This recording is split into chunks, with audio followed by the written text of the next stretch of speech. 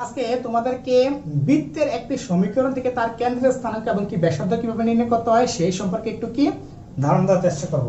দেখো এখন মনে করো x স্কয়ার প্লাস কত y স্কয়ার প্লাস কত 4x কত প্লাস এর কত 6 কত y, ঠিক না?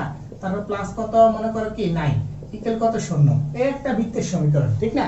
দেখো এটা হচ্ছে একটা বৃত্তের সমীকরণ। এই বৃত্তের কেন্দ্র স্থানাঙ্ক প্লাস কি ব্যাসার্ধ কত সেটা আমরা নির্ণয় করার চেষ্টা করব।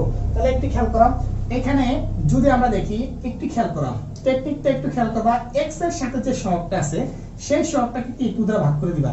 2 দ্বারা ভাগ করলে আবার কি g এর মান বের হয়ে যাবে। তাহলে g এর মান যদি বের করি আমরা কত 4 কে 2 দ্বারা ভাগ করলে কত 2। আবার সেম y এর সাথে যে সহগটা তাকে আমরা কি 2 দ্বারা ভাগ করলে কি আমার f এর মানটা বের হয়ে যাবে। এখন f যদি 6 কে আমি কি 2 দ্বারা ভাগ করে দিলে কত হচ্ছে 3, ঠিক না?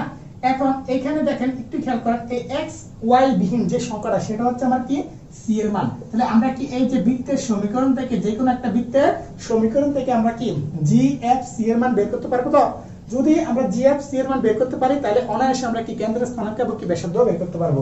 যেমন কেন্দ্রের স্থানাঙ্ক, যে কোনো বৃত্তের কি কেন্দ্রের স্থানাঙ্ক হচ্ছে আমার কত -g - f। এই সূত্র মনে রাখতে হবে। যে কোনো বৃত্তের মানে যদি এরকম টাইপের যে কোনো বৃত্ত দেওয়া থাকে সমীকরণ, তখন কি তার কি কেন্দ্রের স্থানাঙ্ক হচ্ছে -g - f।